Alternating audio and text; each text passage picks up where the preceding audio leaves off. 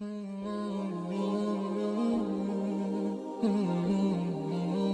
میں طلاق کو ایک انتہائی ناپسندیدہ عمل قرار دیا گیا ہے۔ اسی طرح نبی آخر الزماں حضرت محمد صلی اللہ علیہ وآلہ وسلم سے پہلے بھی جتنے نبی آئے، ان کی شریعت میں بھی میاں بیوی سے طلاق کو برا ہی سمجھا جاتا تھا۔ طلاق کے لفظی معنی چھوڑنے اور آزاد کرنے کے ہیں، یعنی بیوی کو نکاح کی قید سے آزاد کرنے کا نام طلاق ہے۔ یہ جائز و مباح ہونے کے باوجود ناپسندیدہ عمل ہے، کیونکہ نکاح کا مقصد صرف جسمانی اور فطری خواہشات کا ہی حصول نہیں ہے۔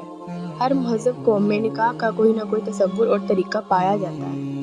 نکاح سے نہ صرف مرد و عورت میں محبت پیدا ہوتی ہے، بلکہ دو خاندانوں کے درمیان روابط قائم ہوتے ہیں، جس سے معاشرے میں نکھار پیدا ہوتا ہے۔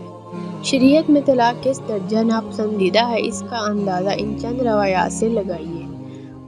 مستدرک حاکم کی ایک روایت کا مفہوم یہ ہے کہ اللہ کے نزدیک بدترین گناہ یہ ہے کہ کوئی مرد کسی عورت سے نکاح کرے اور جب اس سے اپنی ضرورت پوری کر لے تو اس کو طلاق دے دے، اس کا مہر بھی ہڑپ جائے۔ ایک موقع پر رسول صلی اللہ علیہ وسلم نے حضرت معاذ بن جبل رضی اللہ عنہ سے فرمایا، اے معاذ، روئے زمین پر اللہ تعالیٰ نے کوئی ایسی چیز پیدا نہیں فرمائی جو غلام آزاد کرنے سے زیادہ پسندیدہ ہو، اور روئے زمین پر کوئی ایسی چیز پیدا نہیں فرمائی جو اس کے نزدیک طلاق سے زیادہ ناپسندیدہ ہو۔ ان سب باتوں کے باوجود آئیے جانتے ہیں کہ کیوں اللہ کے پیارے نبی حضرت اسماعیل علیہ السلام نے اپنی بیوی کو طلاق دی۔ کیونکہ حضرت ابراہیم علیہ السلام اپنے بیٹے کو کہتے رہے کہ اپنی بیوی کو جلد از جلد طلاق دے دو۔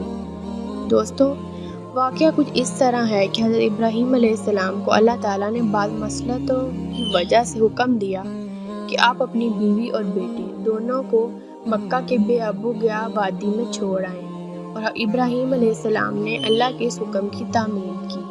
جب حضرت اسماعیل اپنی ماں حضرت ہاجرہ علیہ السلام کے ساتھ مکہ میں زندگی بسر کرنے لگے، جیسے ہی حضرت اسماعیل علیہ السلام کے معجزے سے پانی نکلا تو لوگ آہستہ آہستہ وہاں آ کر آباد ہونے لگے۔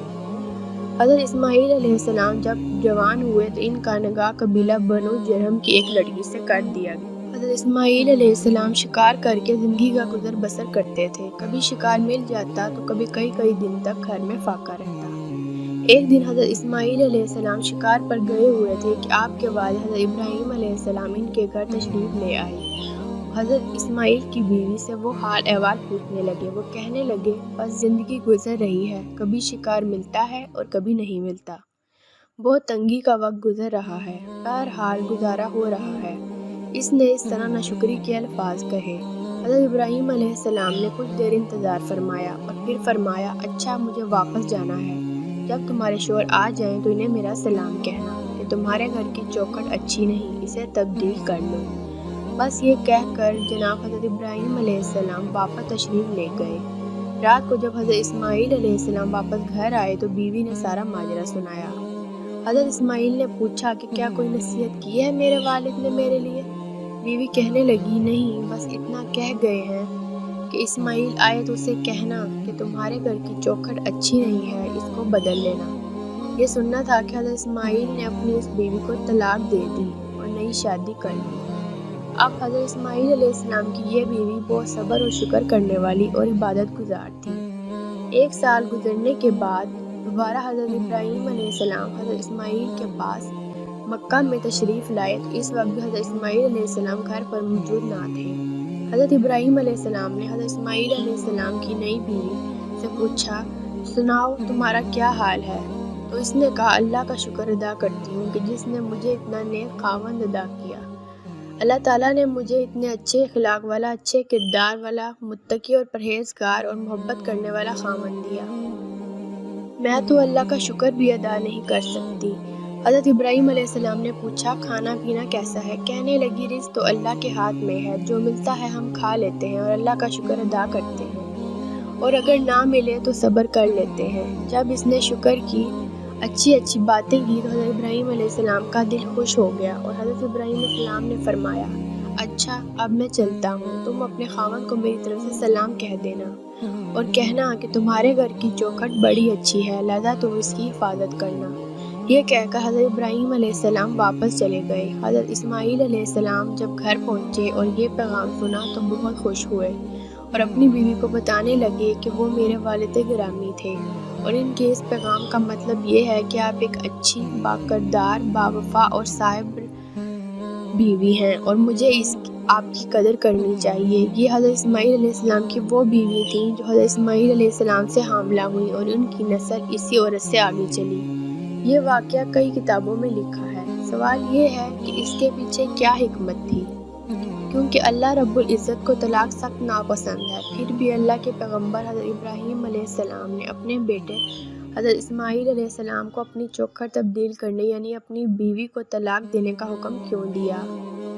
حضرت ابراہیم علیہ السلام نے اپنے صاحبزادے حضرت اسماعیل علیہ السلام کو گھر کی چوکھٹ کی تبدیلی کا حکم دیا۔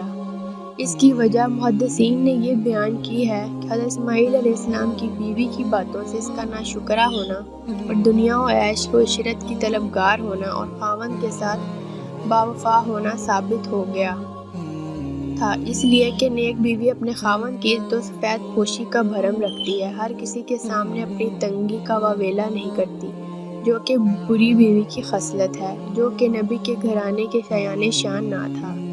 اس وجہ سے انہوں نے اپنے صاحبزادے کو طلاق دینے کا حکم فرمایا۔ رہا یہ سوال کہ طلاق اللہ تعالیٰ کو سخت ناپسند ہے، اس کے باوجود ایسا حکم کیوں دیا؟ تو اس کا جواب یہ ہے کہ ناپسند ہونے کے باوجود اللہ نے اسے حرام قرار نہیں دیا، بلکہ کسی مصلحت کے سبب دینے کی اجازت بھی دے رکھی ہے۔ اور قرآن مجید فرقان حمید میں اس حوالے سے تفصیلی احکامات موجود ہیں۔ روایات میں آتا ہے کہ حضرت ابراہیم علیہ السلام نے اپنے بیٹے حضرت اسماعیل علیہ السلام کی دوسری بیوی سے سوال کیا تھا کہ تمہارا کھانا کیا ہے؟ اس نے جواب دیا گوشت۔ اس کے بعد سوال کیا کہ تمہارا پینا کیا ہے؟ اس نے جواب دیا کہ آب زمزم۔ پھر حضرت ابراہیم علیہ السلام نے ان دونوں کے لیے دعا کی، اے اللہ، ان لوگوں کے گوشت اور پانی میں برکت دے۔ یہاں تک گفتگو کرنے کے بعد یہ فرمایا کہ اللہ رب العزت تمہارے رزق میں برکت عطا فرمائے۔ اللہ کے نبی حضرت محمد مصطفیٰ صلی اللہ علیہ وآلہ وسلم نے فرمایا، یہ اس عظیم خاتون کی عظمت اور صبر و شکر کی اعلیٰ مثال تھی، حالانکہ اس وقت ان کے پاس گھر میں خوراک کا ایک دانہ بھی موجود نہ تھا۔ بہرحال حضرت ابراہیم علیہ السلام نے ان کے کھانے اور پینے میں برکت کی دعا فرمائی۔ حضور سرور کائنات جناب محمد مصطفیٰ صلی اللہ علیہ وآلہ وسلم نے ارشاد فرمایا، ان دونوں میاں بیوی کے صبر و شکر اور دعائے خلیل علیہ السلام کی وجہ سے مکے میں ہر چیز فراوانی سے پائی جاتی ہے۔